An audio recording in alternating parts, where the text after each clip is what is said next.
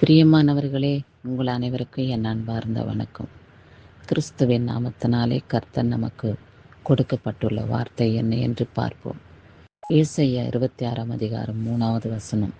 கர்த்தாவே, உம்மை உறுதியாய் பற்றி கொண்ட மனதை உடையவன் உம்மையே நம்பியிருக்கிறபடியினால் நீர் அவனை பூரண சமாதானத்துடன் காத்துக்கொள்வீர் என்று சொல்லப்பட்டுள்ளது. இயேசு கிறிஸ்து நமக்கு கொடுக்கப்பட்டுள்ள வார்த்தையை கவனியுங்கள். அவரை நாம் உறுதியாய் பற்றி கொண்டிருக்கும் பொழுது, அவருடைய நினைப்பாகவே அவருடைய வழிகளிலே நாம் வாழும்போது, அவரை நம்பி நாம் ஜீவிக்கும் பொழுது அவர்களை பூரண சமாதானத்துடன் காத்து கொள்வாராம். பூரண சமாதானம் என்றால் என்ன? சகலவிதமான காரியத்திலேயும் முழுமை பெற்றிருக்கிறது தான் பூரணம். ஆகையாலே எல்லா விதத்திலேயும் சமாதானத்தோடு கர்த்தர் காத்து வழிநடத்த வல்லமை உள்ளவராயிருக்கிறார். அவரோடு கூட நடக்கிறவர்களை, அவரை நம்பி இருக்கிறவர்களை, அவருடைய மனதை உடையவர்களை, மனது என்றால் அவரை துதிப்பவர்களை ஒரு பொழுதும் அவர் தனிமையாய் விடுகிறதில்லை. அவருடைய கரம் நம்மை நம்பியிருக்கிற பிள்ளைகளோடு இணைந்திருக்கிறது. அவர்கள் கூப்பிடும் பொழுது நிச்சயமாக அவர்களுக்கு பதில் கொடுக்கிறார். என்னுடைய நாமத்தினாலே நீங்கள் கூப்பிடும் பொழுது, எங்கு 2-3 பேர் என்னுடைய நாமத்தை துதிக்கிறார்களோ அவர்கள் மத்தியிலே நான் வாசம் செய்வேன் என்று சொல்லியிருக்கிறார். ஒருவேளை தனிமையில் இருக்கிறவர்கள் எப்படி ஜெபிக்க முடியும் 2-3 பேரோட என்று பார்ப்போமானால், தனிமையில் உன் கதவை பூட்டி அந்தரங்கத்தில் இருக்கிற பரமபிதாவை நீ நோக்கி கூப்பிடும் பொழுது அவர் உனக்கு வெளிரங்கமாய் பலன் அளிப்பார். பிறர் பார்க்கக்கூடிய அளவுக்கு கர்த்தர் அவர்களை ஆசீர்வதிப்பாராம். அவர்களுடைய கையின் பிரயாசத்தை, அவர் குடும்பத்தாரை கர்த்தர் ஆசீர்வதித்து காத்து ரட்சிக்கக்கூடிய தேவனாக அவர் நிலைத்திருக்கிறார்.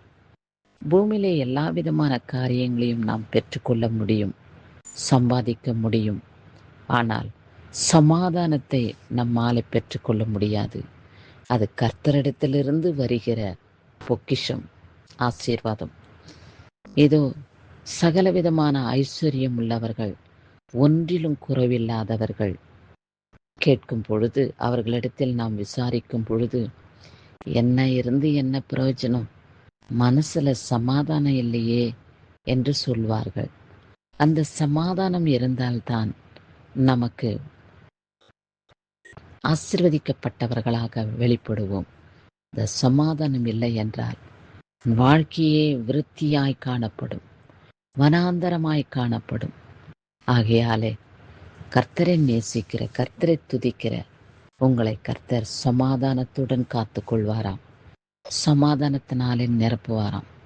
சமாதானம் நம்முடைய இருதயத்தை நிரப்பி சந்தோஷப்படுத்துமாம். நாளிலே திருமண நாளையும் பிறந்த நாளையும் காண்கின்றவர்களை கர்த்தர் ஆசீர்வதித்து காத்து கொள்வாராக. உங்களை பூரண சமாதானத்தோடு கர்த்தர் காத்து இந்த வருடம் முழுவதுமாய் சமாதானத்தோடும் சந்தோஷத்தோடும் மனமகிழ்ச்சியோடும் கடந்து வர உங்களை கர்த்தர் ஆசீர்வதித்து காத்து கொண்டு அவருடைய மகிமையிலே பிரவேசிக்க உங்களை அவர் அபிஷேகப்படுத்துவாராக.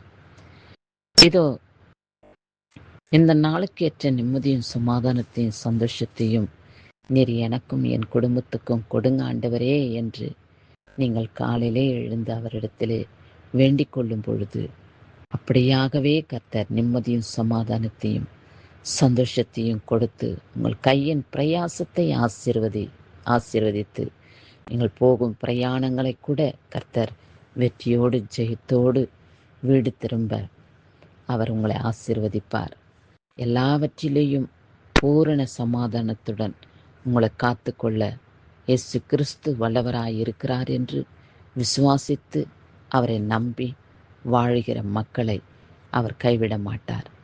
ஆகையாலே விசுவாசத்தோடும் உறுதியான நம்பிக்கையோடும் ஆண்டவரே, இந்த வேண்டுகோளை நாங்கள் உம்மிடத்திலே வேண்டிக் கொண்டு முடிக்கிறோம்.